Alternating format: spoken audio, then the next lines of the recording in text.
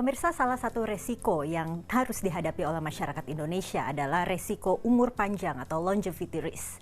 Kiranya apa yang bisa kita lakukan untuk mengantisipasi resiko ini? Bersama saya Chandra Dewi, Anda menyaksikan Cerdas 5 Menit. Dan di studio Metro Manulife saat ini saya telah ditemani oleh Bapak Lugowo Kusumonegoro, Presiden Direktur dari PT Manulife Asset Management Indonesia. Selamat pagi Pak Lugowo. Selamat pagi Mbak Chandra. Langsung saja Pak, apa yang dimaksud dengan longevity risk ini Pak? Longevity risk atau risiko umur panjang adalah risiko yang kita hadapi di mana tabungan kita tidak mencukupi untuk menghidupi usia kita. Jadi semakin baiknya kesehatan, bahwa usia kita makin panjang, tapi itu harus dibarengi dengan jumlah tabungan yang juga meningkat. Jadi kalau tabungan kita tidak mencukupi, kita masih hidup tetapi tabungan kita habis, nah itulah longevity risk. Jadi ada dampaknya terhadap persiapan pensiun yang sudah dilakukan gitu ya Pak ya? Pensiun ya, terutama ini resiko yang karena kita sudah tidak produktif lagi gitu.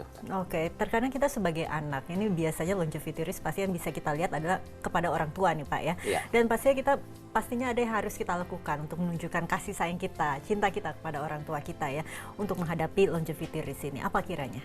Jadi di saat kita tidak produktif lagi atau pensiun, itu pensiunan mempunyai 5 sumber pendapatan.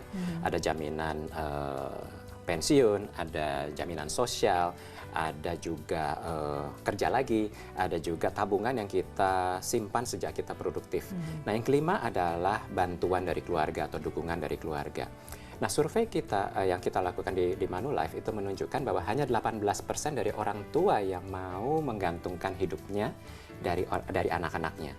Jadi sebagian besar orang tua sebetulnya tidak mau merepotkan anaknya, dan ini kita sadari karena anak ini kalau direpotkan oleh orang tuanya, maka anak ini menjadi generasi roti lapis atau sandwich generation, di mana dia harus menghidupi dirinya, anaknya, dan orang tuanya. Sebagai anak yang menyadari bahwa orang tuanya itu akan menghadapi atau sedang menghadapi longevity risk, apa yang harus dia lakukan? Mengingat orang tua selalu membela-bela anaknya, mengurusi anaknya, membiayai anaknya sejak bayi sampai kemudian dewasa. Pertanyaannya adalah, sebagai anak, apakah kita tidak mau membantu orang tua di saat kita sadari orang tua itu menghadapi longevity risk? Tapi kita kan juga sebagai orang tua, kita juga menghidupi keluarga kita juga ini. Betul. Pak Lugowo ya. Nah, kalau begitu mengaturnya bagaimana? Tadi kan dikatakan kita seperti terjebak dalam sandwich generation begitu. Betul. Ya Pak ya. Yang pertama adalah kalau memang kita mau membantu orang tuanya, harus diingat bahwa kalau kita sudah berkeluarga, maka ini harus menjadi keputusan bersama dengan pasangan kita. Karena orang tua saya adalah, dan orang tua dia adalah orang tua kita sama-sama, jadi dua-duanya harus sepakat. Yang kedua adalah kita jangan membebankan ini ke keluarga kita sendiri. Kalau memang punya kakak beradik, ini harusnya menjadi tanggungan bersama. Jadi bicarakan dengan kakak beradik, berapa yang mau kita sisihkan untuk tabungan orang tua kita. Jadi bebannya dibagi. Yang kita sisihkan buat orang tua ini juga harus terpisah dengan yang kita sisihkan buat anak. Dan persiapan untuk diri kita tidak menghadapi longevity risk. Jadi kalau perhitungan kami nih, tiap orang itu harusnya mempunyai tabungan 26-31 tahun. Jadi untuk memastikan bahwa kita tidak merepotkan orang lain, kita harus punya tabungan setelah kita pensiun. Itu untuk hidup 26-31 tahun. Ini belum ditambah beban orang tua. Jadi kita harus lebih banyak lagi menyisihkan untuk diri kita dan orang tua juga. Oke, menyisihkan dana, tapi pastinya ini lebih baik jika kita investasikan juga ya Pak ya. Jenis investasi apa kira yang paling cocok jika kita juga ingin paling tidak mencukupi kebutuhan orang tua, tapi juga mencukupi kebutuhan keluarga kita sendiri?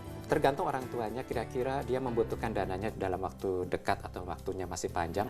Reksadana pasar uang boleh, reksadana pendapatan boleh. Kalau orang tuanya masih cukup muda dan masih produktif, gitu, kenapa tidak masukkan di reksadana? Saham juga nggak apa-apa.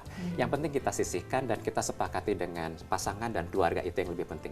Dan jangan lihat ini jadi beban. Ini yang harus saya garis bawahi, karena orang tua tidak pernah minta pamrih dari mengurusi anaknya, dan jangan sampai kita punya niat atau terfikirkan bahwa ini beban untuk dana untuk orang tua saya, itu jangan.